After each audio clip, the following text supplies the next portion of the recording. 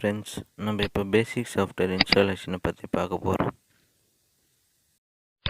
டவுன்லோட்ஸில் நம்ம ஏற்கனவே softwares download பண்ணியிருந்தோம். இப்போ நான் ஃபஸ்ட்டு குரோம் இன்ஸ்டால் பண்ணி காமிக்க போகிறேன்.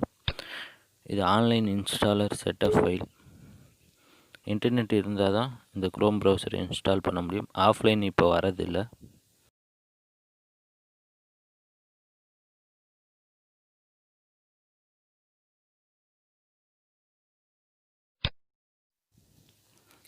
ஃபைல் இப்போ தான் டவுன்லோட் ஆகுது. இது முடிஞ்சோடனே இன்ஸ்டாலேஷன் ப்ராசஸ் கம்ப்ளீட் ஆகும்.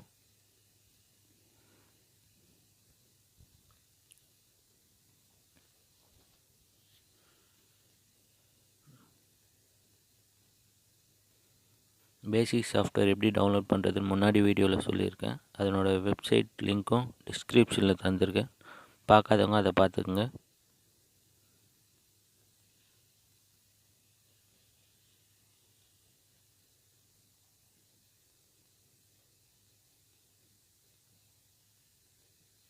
டவுன்லோட் கம்ப்ளீட் ஆக போகுது.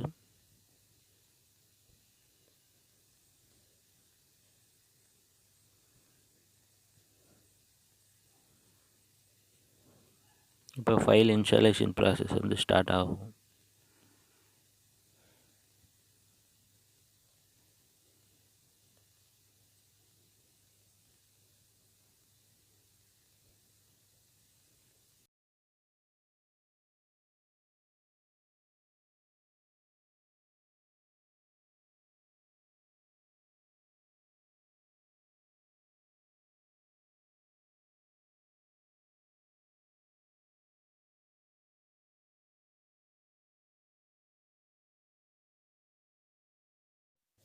இப்போ இன்ஸ்டாலேஷன் முடிஞ்சிடுச்சு. ஆட்டோமேட்டிக்காக ப்ரௌசர் பேஜ் ஓப்பன் ஆகும்.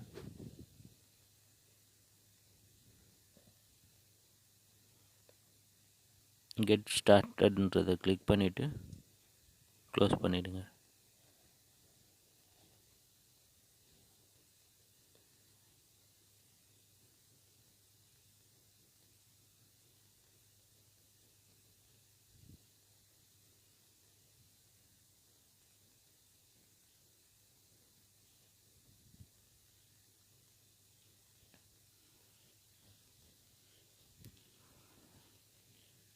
இதுக்கப்புறம் நம்ம ஆஃப்லைன் சாஃப்ட்வேர் எப்படி இன்ஸ்டால் பண்ணுறதுன்னு பார்க்கலாம். இப்போ பண்ணது நம்ம ஆன்லைனில் இன்ஸ்டால் பண்ணியிருக்கோம்.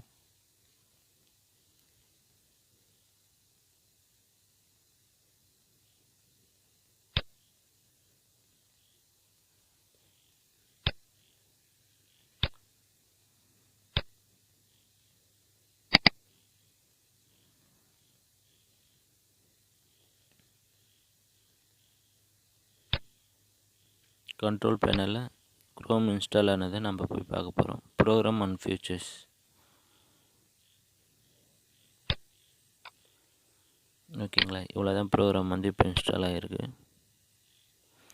இப்போ ஆஃப்லைனில் பென்ட்ரா சாஃப்ட்வேர் இன்ஸ்டால் பண்ண போகிறோம்.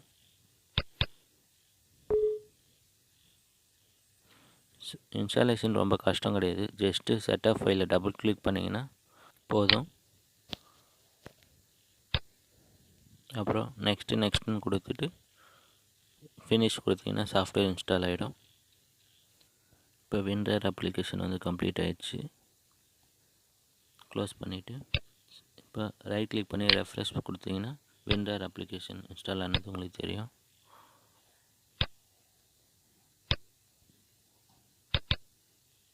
அடுத்தது விஎல்சி மீடியா பிளேயர் இன்ஸ்டால் பண்ணுறோம்.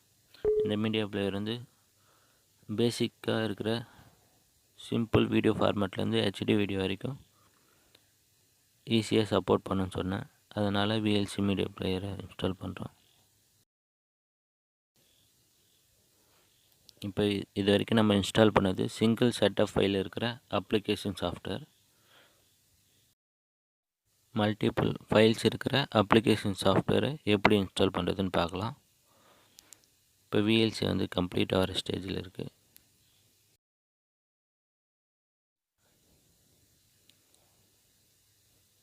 ஃபினிஷ் கொடுத்துருங்க.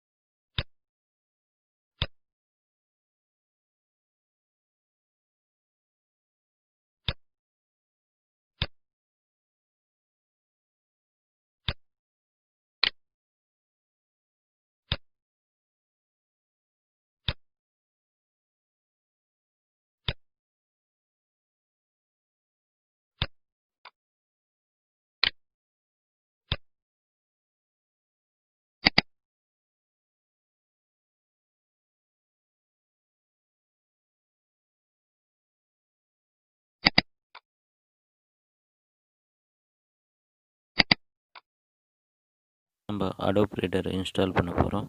செட்டப் ஃபைலை டபுள் கிளிக் பண்ணுங்கள்.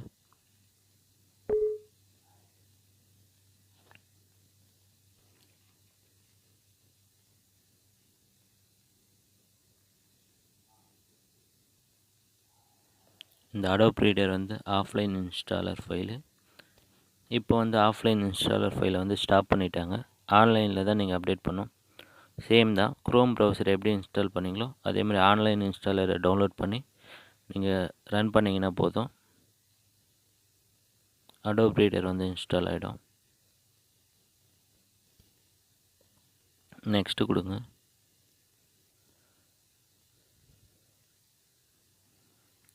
முடிஞ்ச அளவுக்கு ஆட்டோமேட்டிக் அப்டேட்டை வந்து கேன்சல் பண்ணிடுங்க, அதான் பெஸ்ட்டாக இருக்கும்.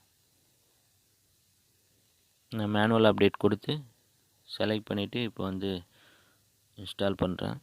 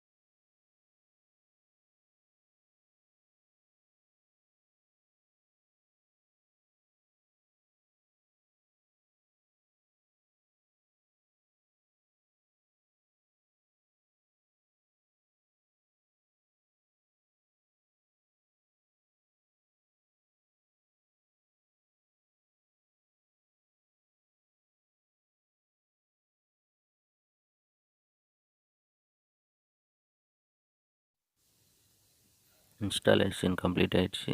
ஃபினிஷ் கொடுத்துருங்க.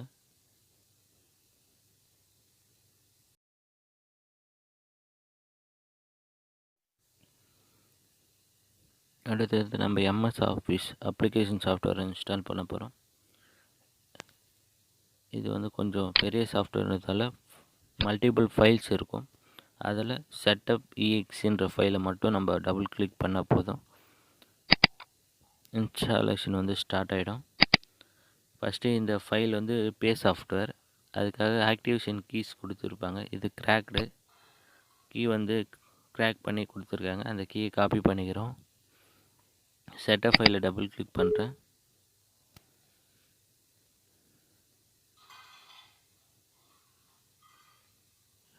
பேஸ்ட் பண்ணிவிட்டேன். டைம் ஆகுன்றதால வீடியோ கொஞ்சம் பாஸ் பண்ணிவிட்டேன், கட் பண்ணிவிட்டேன்.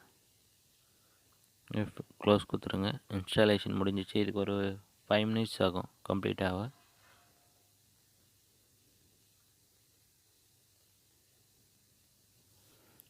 க்ளோஸ் கொடுத்துட்டேன்.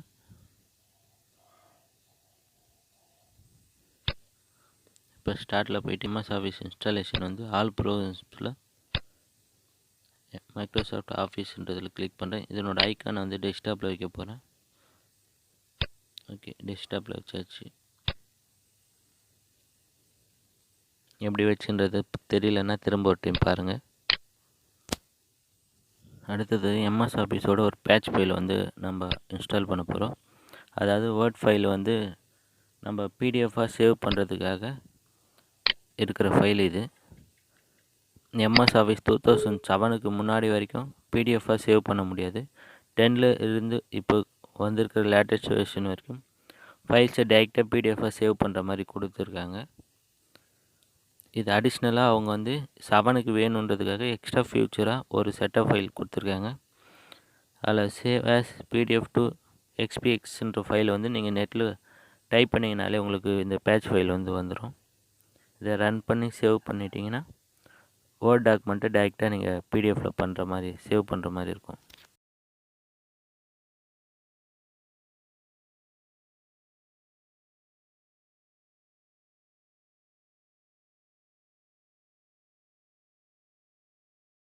பேட்ச் ஃபைல் வந்து அப்டேட் கம்ப்ளீட் ஆகிடுச்சு. ஓகே பண்ணிவிடுங்க.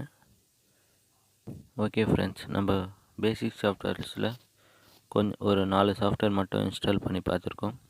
அடுத்தது கிராக்டு வெர்ஷன் எப்படி இன்ஸ்டால் பண்ணுறதுன்றதை நெக்ஸ்ட் வீடியோவில் பார்க்கலாம்.